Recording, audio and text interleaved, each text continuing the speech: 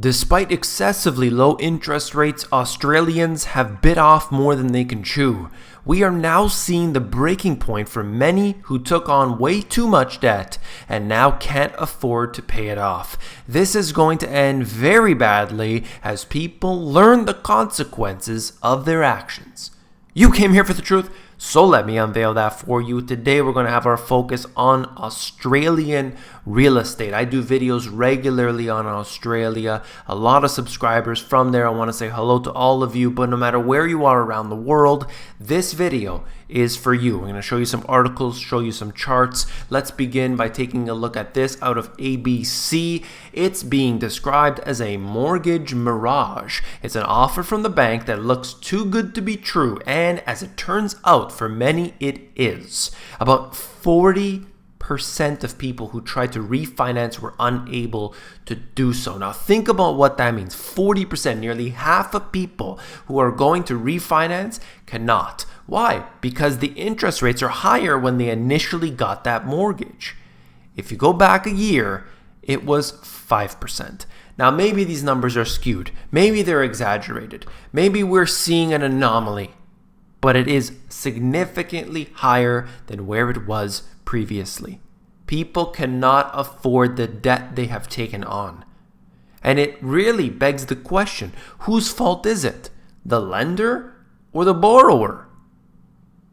Who's responsible? The borrower is the one who has to be fiscally responsible. I can't pay that off if interest rates rise. Why am I going to take on that debt? And the lender is going to keep giving out money as much as it can.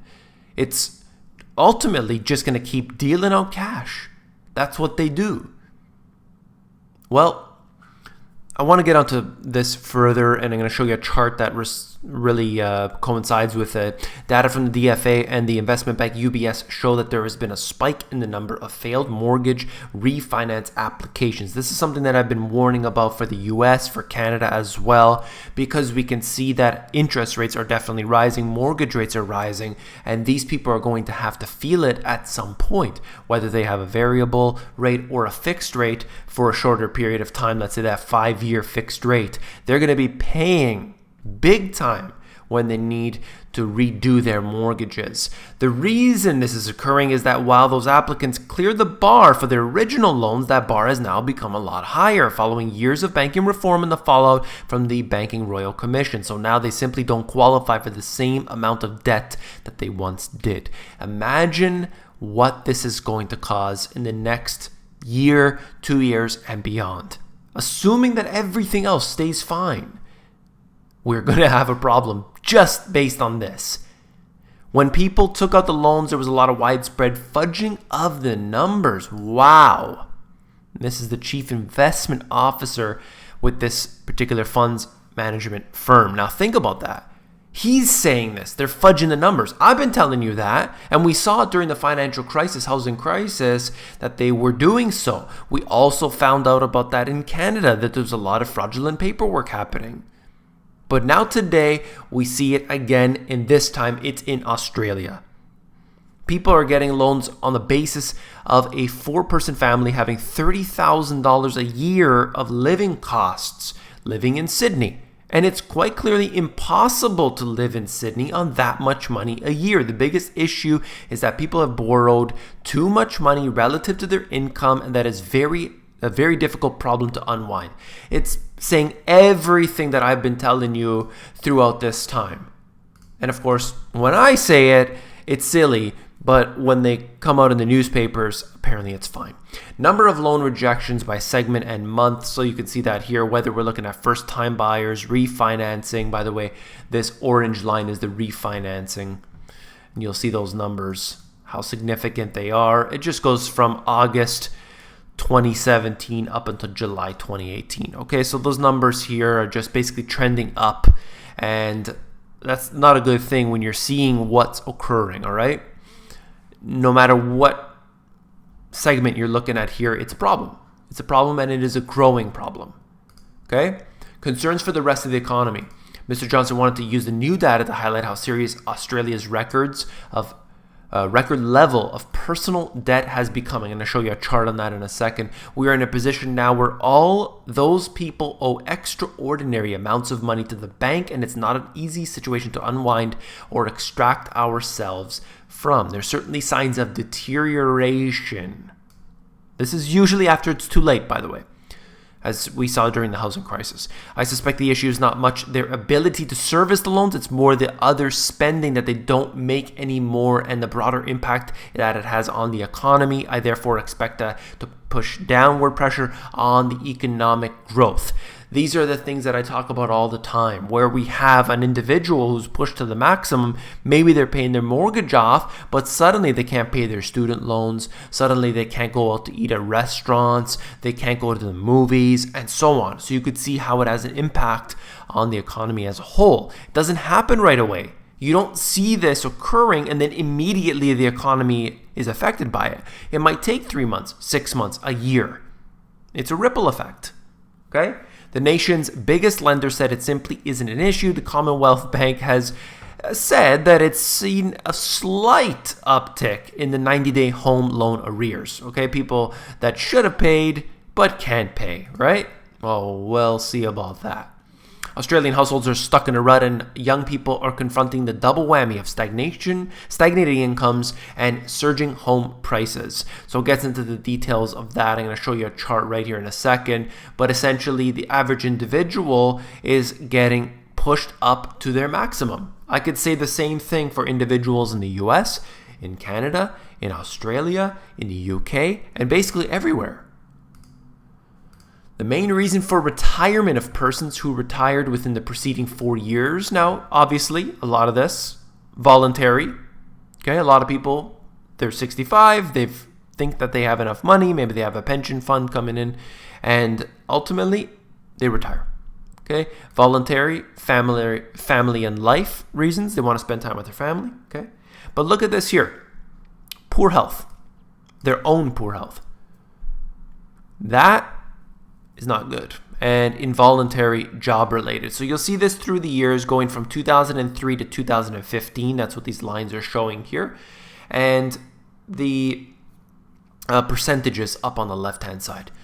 All I know is that this is very, very significant for a lot of people, to a relatively large percentage of people. Whether it's, in some cases it's 15%, in other cases here it's showing 30%.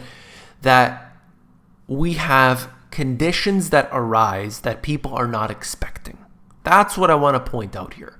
So you have your home, you have your mortgage, you have everything going, but suddenly something happens. Maybe you lose your job, maybe you get sick, maybe somebody in the family gets sick. And now everything that you've been planning is screwed up. That's what I don't like about retirement accounts. They're based on expectations. My 401k, my super, my RRSP is going to be able to provide me with this much money at the end of the day. But then a recession comes, then I lose my job, then this and that occurs, and then everything is thrown out the window. So you have to be not just prepared based on your estimations, you need to go above and beyond that, or you're not ready.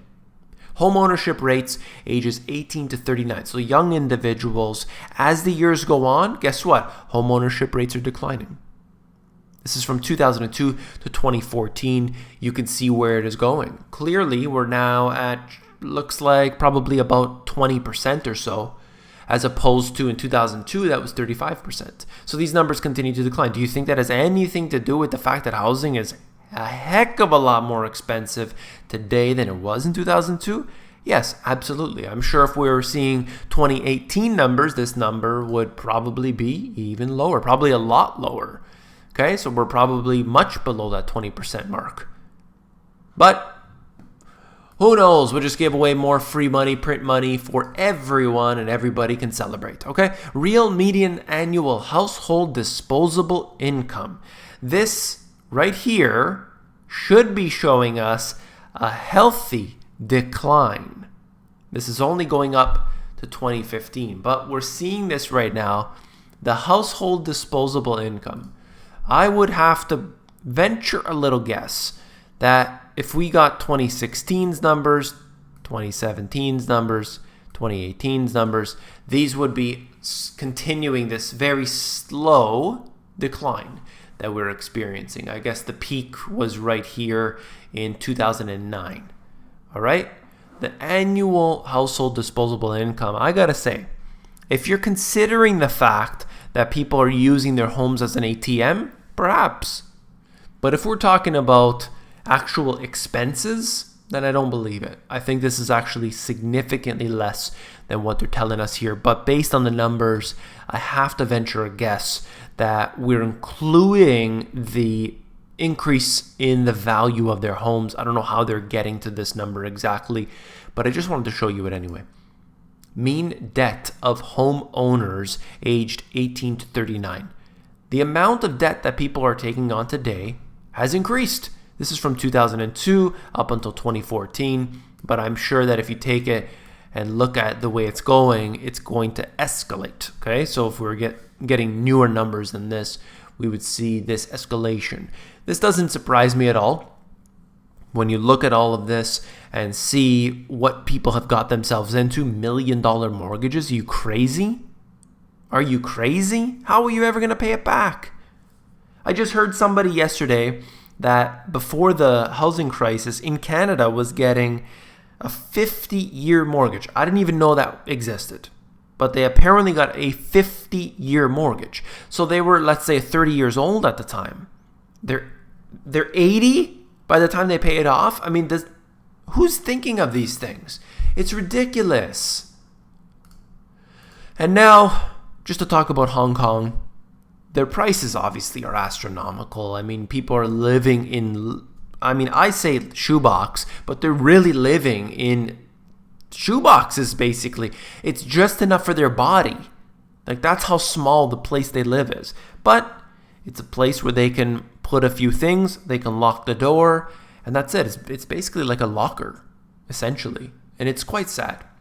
And they have to work very long hours, and they get very little out of it. So this is talking about where people are now going to places beyond the law. And that is industrial buildings, okay? So they're saying that they can rent a place for $1,400 US per month, and that's much, much cheaper, less than half of what a normal residential unit would go for. So that person there, maybe it's not ideal, but it looked reasonable to me anyway, compared to what I've seen the little shoebox units. You know, it's the safety standards and regulations are not there. That's really what it comes down to, okay? But if you just look at the picture, it just seems reasonable. You know, they drop laminate floor down, they put some drywall up, they painted it or something. It's just, you know, it's better than living on the streets. It's better than living in a little shoebox that looked actually quite terrible in other pictures I saw. But this is what's happening right now. The prices are so high, and people are saying, this is good, this is great, I love it when prices are high. Why? Why? Look, if you own a few properties, why do you want the price to go up? That makes you less able to buy another property.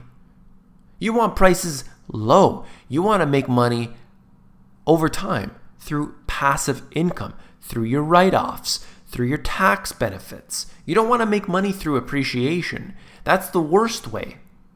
And the faster they accelerate, the more they throw everything off. This is very bad news when prices go this high in real estate at this time. It's just not good, and we're seeing it so often. It's terrible. Look around the world.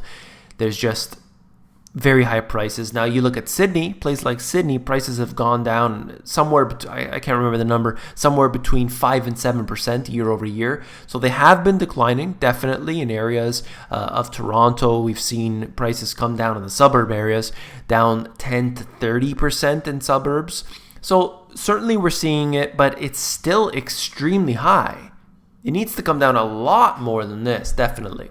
Okay, so that's all for this video. If you found it informative, please give me a thumbs up. When you give me a thumbs up, it helps to support the channel, so I do appreciate that very much. And last but not least, if you want the financial education you were not taught in schools, these 2 books have everything you need to know. Check them out at the link in the description of the video. If you're more interested in the audiobook, you can get that at themoneygps.com.